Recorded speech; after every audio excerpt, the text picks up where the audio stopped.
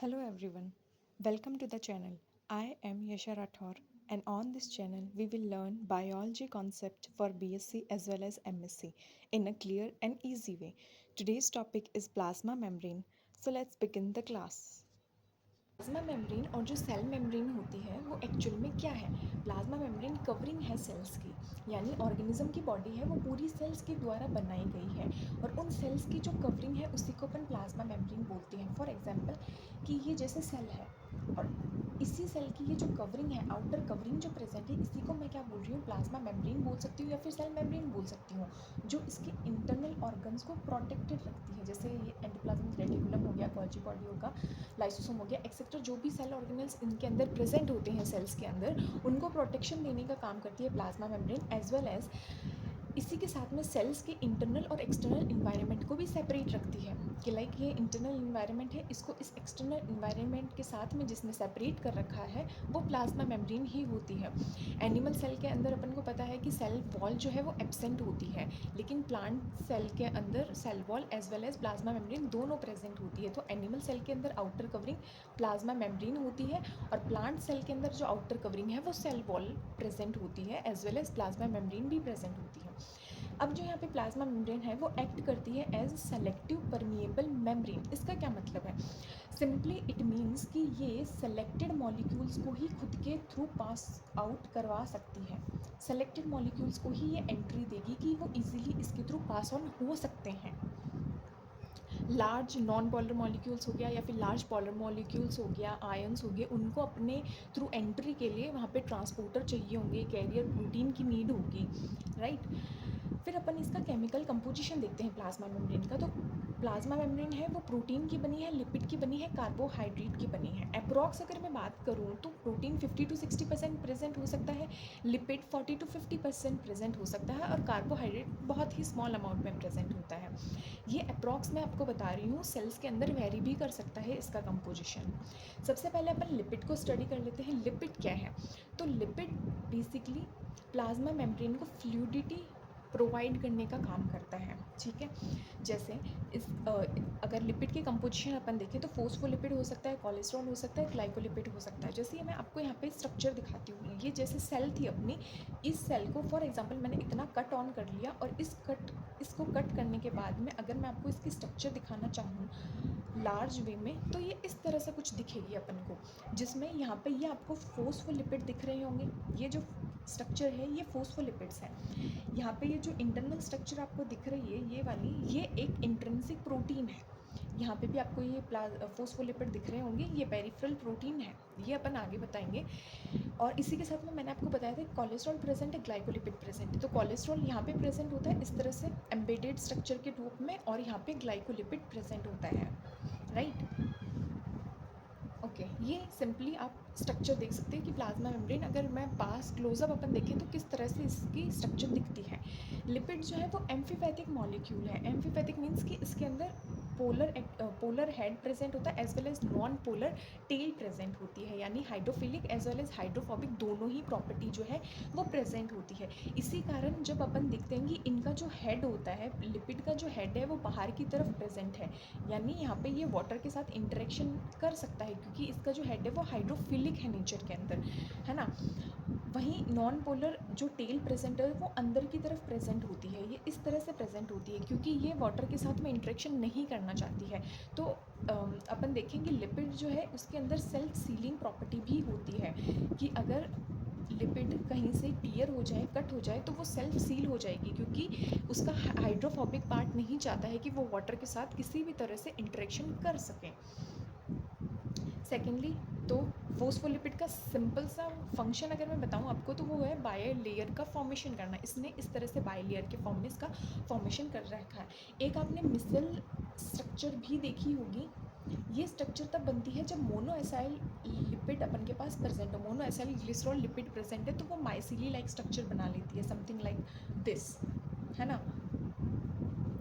इस तरह से कुछ स्ट्रक्चर अपन को देखने को मिलती है। अगर बाइलेयर डाईएसाइल ग्लिसरॉल, ये वाली जो स्ट्रक्चर मैंने आपको बताई है ये डाईएसाइल ग्लिसरॉल है, ये बाइलेयर का फॉर्मेशन करती है। फिर सेकेंडली कोलेस्ट्रॉल, यहाँ पे मैंने अभी आपको बताया कि यहाँ पे कोलेस्ट्रॉल प्रेजेंट है। इसका क्या फंक्शन है? इसका फंक्शन है कि ये मेंटेन करता है fluidity as well as stability provide करता है।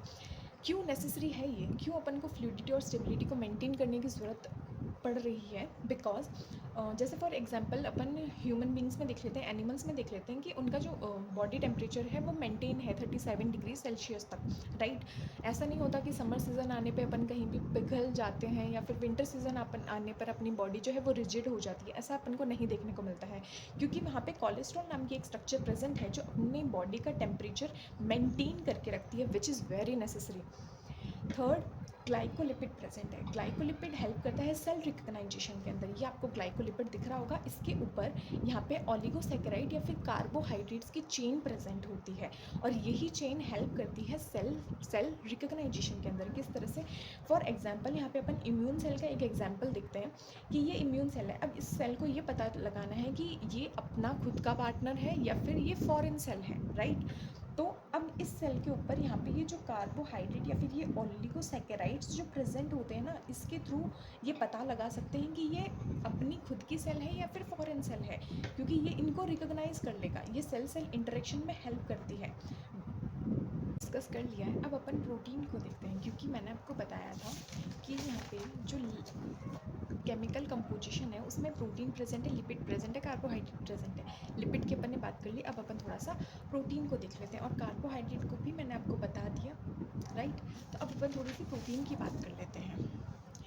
तो प्रोटीन दो टाइप से प्रेजेंट है, इंट्रिंसिक प्रोटीन प्रेजेंट होती है और पेरिफेरल प्रोटीन प्रेजेंट होती है। यहाँ पे आप देख सकते हैं स्ट्रक्चर के अंदर कि ये इंट्रिंसिक प्रोटीन इस तरह से एम्बेडेड है लिपिड के अंदर, और पेरिफेरल प्रोटीन जो है वो पेरिफेरी के ऊपर प्रेजेंट है, ओके।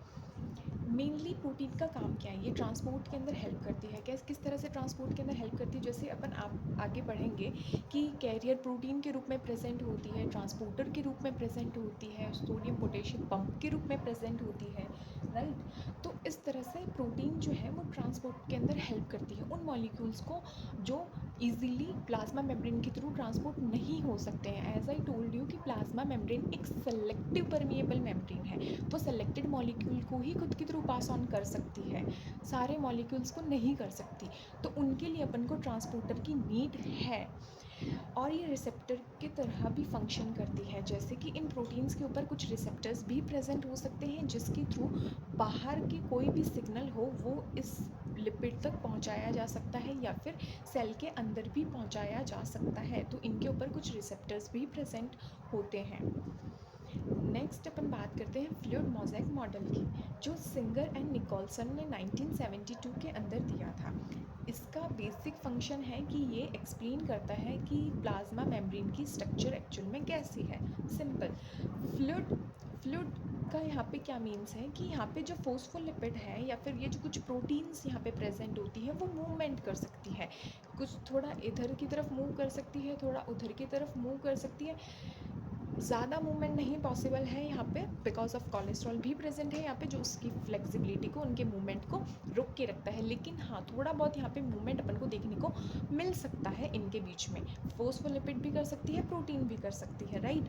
तो इसी वजह से यहाँ पे फ्लेक्सिबिलिटी प्रेजेंट होती है, और इसी को अपन फ्लूइड बोल रहे हैं। मोज़ेक क्या होता है? मोज़ेक बेसिकली इसका क्या मतलब होगा?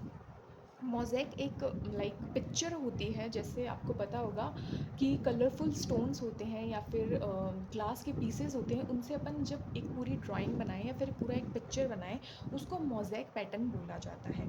तो यहाँ पे मोज़ेक का मतलब है कि ये जो फ्लूइड अपन ने बात करी कि ये जो फोस्फोलिपिड है या फिर ये लिपिड, ये जो पूरी स्ट्रक्चर है प्लाज्मा मेम्ब्रेन की, ये फ्लूइड है, फ्लूइड टाइप के, यानी फ्लेक्सिबिलिटी कहीं ना कहीं प्रेजेंट है।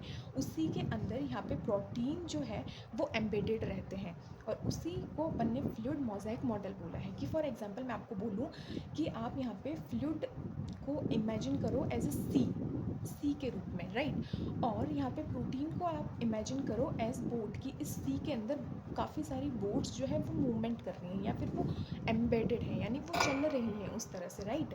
इसी को अपन बोलते हैं फ्लूइड मोज़ेक मॉडल। तो अगर मैं आपको एक इन शॉर्ट कंक्लूजन देना चाहूँ कि क्या बताया गया था इसके थ्रू, तो according to fluid mosaic model, plasma membrane is flexible and dynamic, यानी रिजिड स्ट्रक्चर नहीं है, ये फ्लेक्सिबल है, डायनामिक है, it can change its shape but बहुत ज़्यादा भी नहीं, right? Because of cholesterol. The phospholipid bilayer with embedded protein.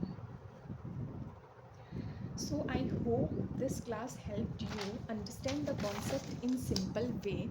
If you found this video useful, then do like, share and subscribe to the channel. Thank you guys.